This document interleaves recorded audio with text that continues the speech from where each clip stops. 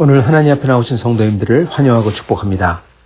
오늘 하나님 말씀은 이사야서 41장 1절부터 16절 말씀입니다. 제가 받들어 읽도록 하겠습니다. 섬들아 내 앞에 잠잠하라. 민족들아 힘을 새롭게 하라. 가까이 나오라. 그리고 말하라. 우리가 서로 재판자리에 가까이 나아가자. 누가 동방에서 사람을 일깨워서 공의로 그를 불러 자기 발 앞에 이르게 하였느냐. 열국을 그의 앞에 넘겨주며 그가 왕들을 다스리게 하되 그들이 그의 칼에 티끌 같게 그의 활에 불리는 촉에 같게 하매 그가 그들을 쫓아가서 그의 발로 가보지 못한 길을 안전히 지났나니 이 일을 누가 행하였느냐. 누가 이루었느냐. 누가 처음부터 만대를 불러내었느냐. 나 여호와라. 처음에도 나요 나중에 있을 자에게도 내가 곧 그니라. 섬들이 보고 두려워하며 땅끝이 무서워 떨며 함께 모여와서 각기 이웃을 도우며 그 형제에게 이르기를 너는 힘을 내라 하고 목공은 금장색을 격려하며 망치로 고르게 하는 자는 매질꾼을 격려하며 이르되 땜질이 잘 된다 하니 그가 못을 단단히 박아 우상을 흔들리지 아니하게 하는도다. 그러나 나의 종 너 이스라엘아, 내가 택한 야곱아, 나의 벗 아브라함의 자손아, 내가 땅 끝에서부터 너를 붙들며 땅 모퉁이에서부터 너를 부르고 네게 이르기를 너는 나의 종이라. 내가 너를 택하고 싫어하여 버리지 아니하였노라 하였노라. 두려워하지 말라. 내가 너와 함께함이라. 놀라지 말라. 나는 네 하나님이 됨이라. 내가 너를 굳세게 하리라. 참으로 너를 도와주리라. 참으로 나의 의로운 손으로 너를 붙들리라. 보라, 네게 노하던 자들이 수치와 욕을 당할 것이요 너와 다투는 자들이 아무것도 아닌 것 같이 될 것이며 멸망할 것이라. 네가 찾아도 너와 싸우던 자들을 만나지 못할 것이요 너를 치는 자들은 아무것도 아닌 것 같이 되고 허무한 것 같이 되리니 이는 나 여호와 너의 하나님이 내 오른손을 붙들고 네게 이르기를 두려워하지 말라. 내가 너를 도우리라 할 것임이니라. 버러지 같은 너 야곱아, 너희 이스라엘 사람들아, 두려워하지 말라. 나 여호와가 말하노니 내가 너를 도울 것이라. 내 구속자는 이스라엘의 거룩한 이이니라. 아멘. 오늘 말씀은 우상을 믿는 이방 사람들과 그리고 하나님을 믿는 하나님의 백성에게 이 둘이 어떻게 다른지, 얼마나 큰 차이가 있는지 오늘 말씀은 알려주시며 위로를 해주십니다. 오늘 이로써 저희도 하나님의 큰 위로를 받을 수 있기를 바랍니다. 먼저 오늘 이 말씀에 보면은 하나님께서 이방 민족들을 재판장으로 부릅니다. 재판 자리에 가까이 나아가자. 1절에 그렇게 말씀합니다. 즉 시비를 누가 옳고 그름을 따지고 그리고 판결하자는 거죠. 왜냐하면 이방 사람들은 우상을 믿기 때문에 우상을 믿는 게 맞냐 또는 하나님을 믿는 게 맞냐 이거를 시시비비를 따지자는 것입니다. 그러시면서 우상을 믿는 이방 사람들이 어떻게 행동하고 그리고 그들이 어떠한 소망을 가질 수 있는지 또는 가질 수 없는지 그에 반해서 하나님을 믿는 하나님의 백성은 어떠한 큰 위로와 소망을 가질 수 있는지 이거를 보여주시겠다는 것입니다. 자, 그러시면서 하나님께서는 먼저 그러한 이방 백성들에게 이 재판소로 불러낸 다음에 그들에게 먼저 선포를 하십니다. 먼저 지금 상황을 아냐 그렇게 물어보시는 거예요. 그렇게 직접 써있진 않지만은 지금 2절에 보면은 누가 동방에서 사람들을 일깨워서 공의로 그들을 불러 자기 발 앞에 이르게 하였느냐. 열국을 그의 앞에 넘겨주며 그가 왕들을 다스리게 하되 그들이 그의 칼에 티끌 같게 그의 활에 불리는 촉에 같게 하며 그가 그들을 쫓아가서 그의 발로 가보지 못한 길을 안전히 지났나니 이 일을 누가 행했느냐. 누가 이뤘느냐. 네, 그렇게 기록합니다. 2절부터 4절이었습니다. 즉 여기서 하나님께서는 지금 상황을 쭉 설명하면서 이거를 누가 하고 있는지 알고 있냐 하고 이방 백성들에게 묻는 겁니다. 그러면서 답하시기를 나 여호와라. 처음에도 나요 나중에 있을 자에게도 내가 곧 그니라. 그렇게 말씀하십니다. 즉 하나님께서 다 하셨다. 지금 상황 동방에서 사람을 일깨워서 공의로 그들을 불러서 그들의 칼 앞에 티끌 같게 만들고 모든 백성들이 그들 앞에 무너지게 한 것, 이거를 누가 했냐? 바로 나 여호와가 했다. 그러시면서 처음에도 나요, 나중에 있을 자에게도 내가 곧 그니라. 즉 만세부터 천지 창조 처음서부터 주님이 계셨고 나중에 있을 자에게도 맨 마지막에게도 하나님께서는 동일하게 계신다는 거죠. 바로 그렇게 시간을 초월해서 존재하는 자가 바로 나 여호와라는 것입니다. 그리고 그 여호와께서 지금 일어나고 있는 일, 즉 동방에서 사람을 불러서 모든 민족들을 무너뜨리는 일을 하고 계시다는 것입니다.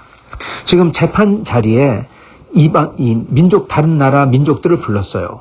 그리고 그들과 함께 이 우상을 섬기는 게 옳은가, 하나님을 섬기는 게 옳은가 시시비비를 따져보자. 그렇게 말씀하신 다음에 그 다음에 지금 현재 일어나고 있는 이 일, 동방에서 사람을 불러와서 모든 민족이 무너지고 있는 이 일을 누가 하고 있는지 아냐? 바로 내가 하고 있다. 그렇게 말씀하시는 거죠.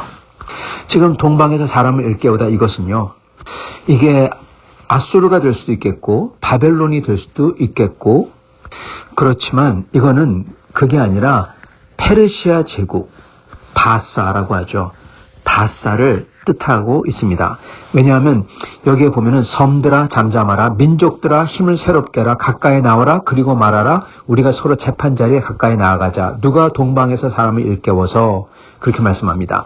즉 이거는 모든 민족들에게 얘기하고 계시다는 겁니다. 만약에 북이스라엘과 남유다에게 지금 이렇게 말씀을 하고 계시다면은 남유다와 북이스라엘이 우상을 섬기기 때문에 그들에게 시시비비를 따져보자, 그렇게 말씀하면서 지금 일어나고 있는 일들 이렇게 얘기하셨다면 하나님께서 동방에서 사람을 일깨우다, 이게 아수르나 또는 바벨론이 맞습니다. 왜냐하면 북이스라엘을 쳐서 멸망시킨 나라가 아수르고 그 아수르를 쳐서 멸망시킬 나라가 바벨론이기 때문에 그렇습니다. 그래서 그거를 남유다는 바벨론에 의해서 멸망을 당하죠. 전부 다 동방에 있는 나라들입니다. 그래서 이스라엘 백성에게 누가 동방에서 사람을 일깨워서 공의로 그를 불러서 그들로 하여금 이 온 세상을 정복하고 칼로 멸하게 했냐? 그러면은 바벨론과 아수르가 맞을 겁니다. 그런데 지금 말씀은 민족들아, 그렇게 말씀하고 계시다는 것입니다. 물론 그 민족들에게 오늘 이 말씀은 그들을 멸했던 아수르가 될 수도 있고요. 또한 그 다음에 그들을 멸했던 바벨론이 될 수가 있습니다. 그러나 지금 이사야서 41장에서는 이미 아수르가 격퇴되어서 도망갔습니다. 그러한 상황에서 모든 민족들에게 얘기하고 있는 것은 아수르가 아니라 다른 나라입니다. 바벨론도 될 수가 있겠죠. 그러나 5절과 6절에 보면 서로 동맹을 맺는 게 나옵니다. 나라들이. 섬들이 보고 두려워하며 땅끝이 무서워 떨며 함께 모여와서 각기 이웃을 도우며 그 형제에게 이르기를 너는 힘을 내라 하고, 즉 섬들, 각 나라들이죠. 각 나라들이 그걸 보고 두려워해서 땅끝이 무서워서 떨면서 서로 각기 이웃을 돕고 그리고 서로 힘을 내라고 하고 동맹을 맺는다는 소리입니다. 아수르가 쳐들어왔을 때는 동맹을 맺었죠. 남유다가 애굽과 함께 그리고 구스와 함께 동맹을 맺었다가 다 격파당했죠. 바벨론이 쳐들어왔을 때는 사실 이 히스기야 때에서도 보여줬지만은 나라들이 서로 동맹을 맺을 그러한 틈이 없었습니다. 왜냐하면은 히스기야 때도 보면 아시겠지만은 바벨론의 사신이 와서 히스기야가 바벨론하고 동맹을 맺습니다. 즉 아수르가 워낙 강력했기 때문에 반아수르 동맹은 서로 맺었지만, 예를 들어서 남유다와 바벨론이 맺듯이. 그렇지만 바벨론이 쳐들어왔을 때는 물론 남유다도 이 애굽과 함께 또 동맹을 맺지만은, 그렇지만 여러 나라들이 동맹을 맺을 만한 그러한 여유가 별로 없었다는 것입니다. 왜냐하면 아수르가 너무 강력했기 때문에 그 아수르를 무너뜨리는 바벨론에 대해서는 어떻게 보면은 손을 놓고 있었던 거죠. 그러나 반대로 그 바벨론을 무너뜨렸던 바사 제국은 엄청나게 강한 제국이었습니다. 그게 쳐들어올 때는 바벨론과 애굽과 그리고 리디아, 이런 나라들이 다 동맹을 맺었습니다. 바벨론의 동쪽인 바사, 즉 바벨론이 지금의 이라크라고 하면은 거기에 동쪽인 이란입니다. 거기가 페르시아죠. 이란이 페르시아입니다. 그래서 바사, 거기에 왕 고레스가 하나님의 섭리에 따라서 전 세계를 장악하죠. 이게 세계 최초의 제국이었습니다. 아수르도 물론 제국을 하려고 했지만은 실제 제국을 이뤘던 것은 이 페르시아였습니다. 거의 그 당시 온 세계를 다 점령했었죠. 그래서 그에 왔을 때 리디아의 크로이소스, 바벨론의 나보니두스, 애굽의 아마시스 이런 사람들이 고레스의 침략에 대응하기 위해서 방위 동맹을 체결합니다. 그래서 여러분 유다가 아니라 북이스라엘이 아니라 이 타 민족들에게 말씀을 하시면서 타 민족들이 이렇게 서로 동맹을 맺었던 경우는 아수르하고 그리고 바사의 침공 때였던 것입니다. 이미 아수르는 끝났고 그 다음에 바사가 침공하기 때문에 지금 바사를 얘기하고 있다는 것입니다. 그래서 페르시아 제국이 쳐들어올 때 애굽과 바벨론과 리디아와 이런 나라들이 서로 힘을 도우면서 뭐라고 합니까?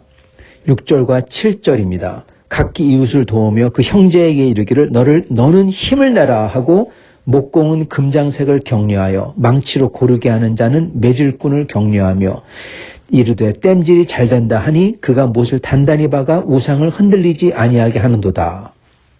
여러분 그들이 할 수 있는 건 뭡니까? 여러분 그들은 자기들의 목숨을 목공과 금장색과 그리고 매질꾼에게 그들의 나라의 운명을 걸고 있다는 것입니다. 목공이 금장색 격려하고 금장색은 매질꾼을 격려하고 그러면서 망치로 고르게 쳤다. 땜질이 잘 된다. 그리고 못을 단단히 박아 우상을 흔들리지 아니하게 하자. 이거 흔들린다는 것은요. 망한다. 쓰러진다는 망한다. 죽는다. 이런 거와 마찬가지 뜻입니다. 즉 우상이 흔들린다. 우상이 쓰러진다. 우상이 죽는다. 그런 거죠. 망한다는 거죠. 우상이 자기들이 신이라고 부르는 그 우상이 못을 단단히 박지 않으면 쓰러져가지고 망한다는 겁니다.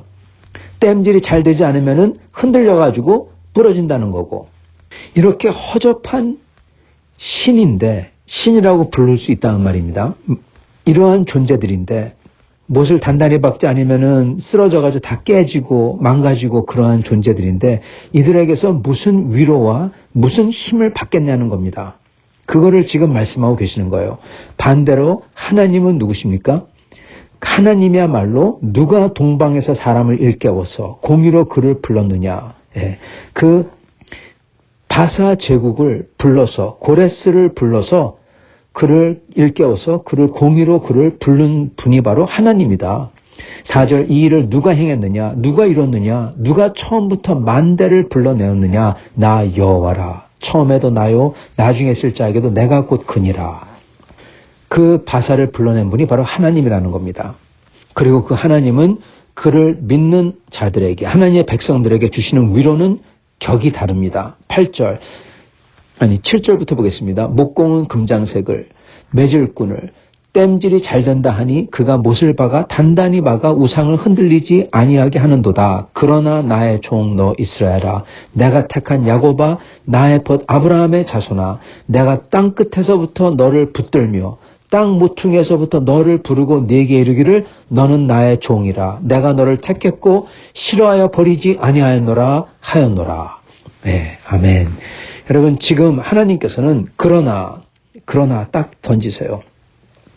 우상을 믿는 사람들은 못을 단단히 박지 아니하면 쓰러져서 우상이 깨지기 때문에 잘 붙들어라 그러는데 즉 목수들이 우상을 붙들고 받들고 그리고 그 우상이 그 나라들을 붙든다고 하는데 그러나 하시면서 나의 종 내가 택한 사람 나의 벗 아브라함의 자손 하나님이 사랑한다는 거죠.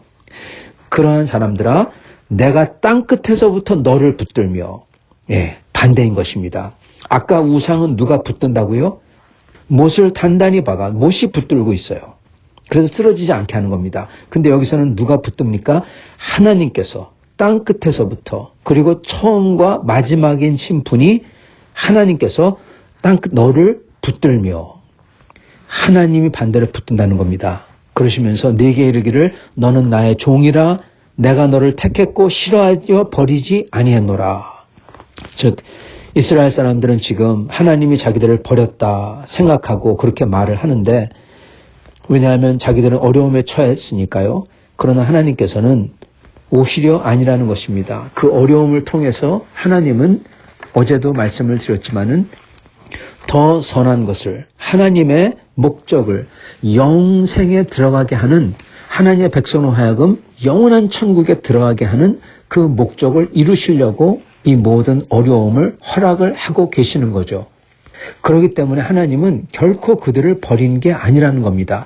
그리고 그들을 붙잡는 것은 우상이 아니라, 그냥 못 몇 개로 붙들고 있는 우상이 아니라, 오히려 목공이 우상을 붙들고 있는 그러한 형국인데, 그게 아니라 이스라엘은, 하나님의 아브라함의 자손들은, 하나님이 택한 사람들은, 하나님의 종은 하나님이 직접 붙들고 계시다는 것입니다.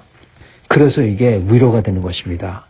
그러시면서 10절에 그 유명한 말씀, 두려워 말라, 내가 너와 함께함이라. 놀라지 말라, 나는 너의 하나님이 됨이라. 내가 너를 굳세게 하리라. 참으로 너를 도와주리라.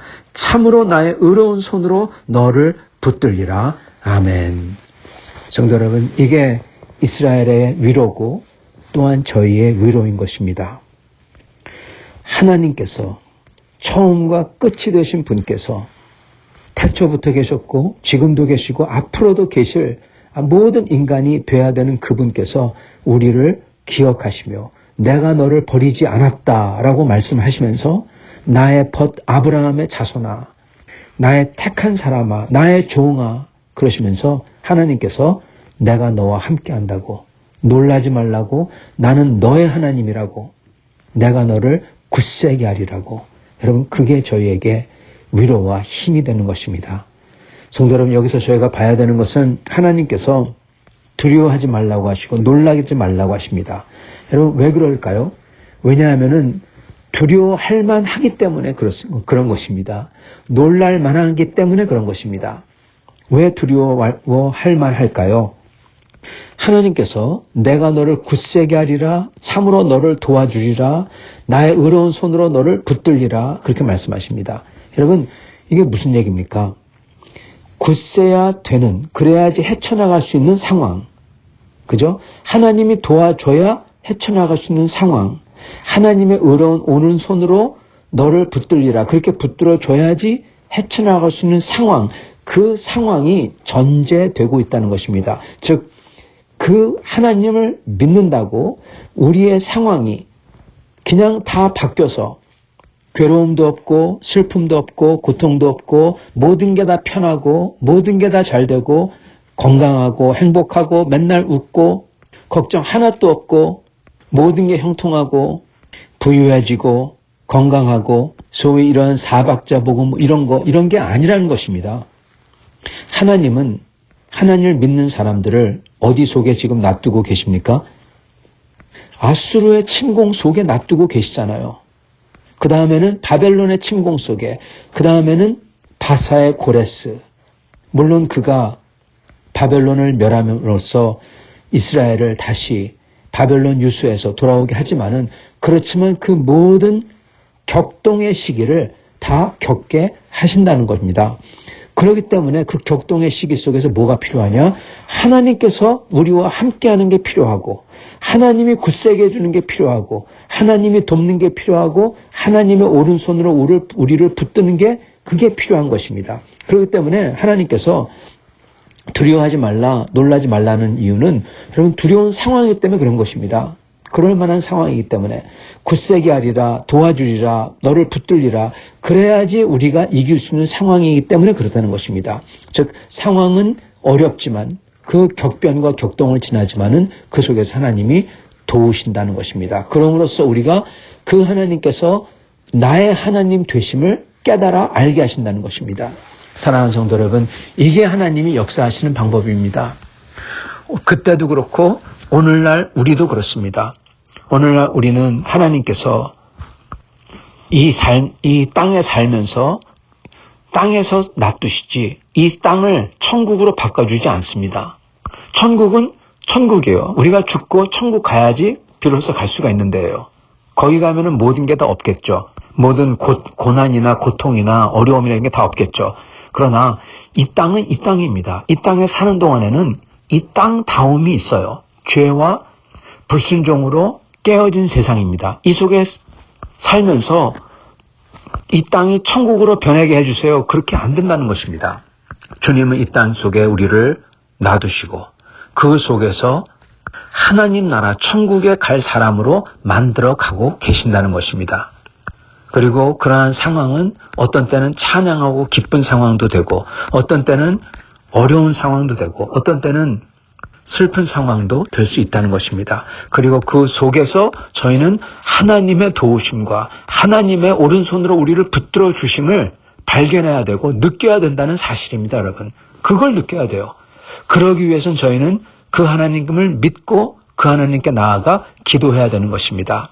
그럴 때 하나님께서는 나의 사랑하는 종, 내가 택한 백성, 내 벗 아브라함의 자손들아 그렇게 부르신다는 거예요. 아브라함하고 닮았거든요. 똑같거든요. 믿음으로 주님을 붙들고 나아가거든요. 그러한 사람들을 아브라함처럼 만들어 가시고 그래서 천국에 합당한 사람으로 이 땅에서 만들어 가시는 것입니다. 사랑하는 성도 여러분, 오늘 우리는 그래서 이 말씀을 위로로 받아야 되겠습니다. 큰 위로인 것입니다. 물론 상황이 변한다는 건 아닙니다. 물론 하나님께서 상황도 변하게 하실 수도 있어요. 때가 되면은 필요에 따라서 상황도 바꿔주십니다. 그러나 하나님께서는 우리를 모든 걸 다 편하게 하는 게 아니라 우리를 그 격동의 삶 속에서 그것을 치워가는 것보다도 그 속에서 우리로 하여금 하나님이 함께 계심을 느끼게 해주시고 여러분 어려우니까 더욱더 하나님을 느낄 수가 있잖아요. 편하면 하나님을 못 느껴요, 여러분. 모든 게 다 편한데 뭘 느끼겠습니까? 도움이 필요 없으니까 도움 자체를 못 느낀다는 것입니다. 그러나 하나님의 도움이 필요할 때 하나님의 나아가 저희가 기도할 때 그 하나님께서 저희를 위로하시고 돕는 것을 느낄 수가 있다는 것입니다. 그리고 하나님이 그거를 느끼길 원하세요. 그래서 하나님은 내 하나님이 됨이라. 나는 네 하나님이 됨이라. 내가 너를 굳세게 하리라. 참으로 너를 도우리라. 참으로 나의 의로운 손으로 너를 붙들리라. 이렇게 약속하시고 이것을 느끼고 이것을 경험하는 우리들이 되어야 된다는 것입니다. 사랑하는 성도 여러분, 이게 저에게는 큰 힘과 큰 위로와 그리고 축복입니다. 이것을 알기에 정말 천국에 합당한, 천국에서 살기에 합당한 백성으로 만들어가 져가는 것입니다.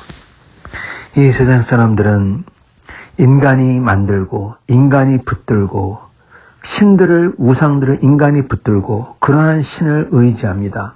그러나 우리는 살아계신 하나님 태초에서부터 계시고 그리고 지금도 그리고 앞으로 영원히 계실 그분을 의지하고 의뢰하는 것입니다.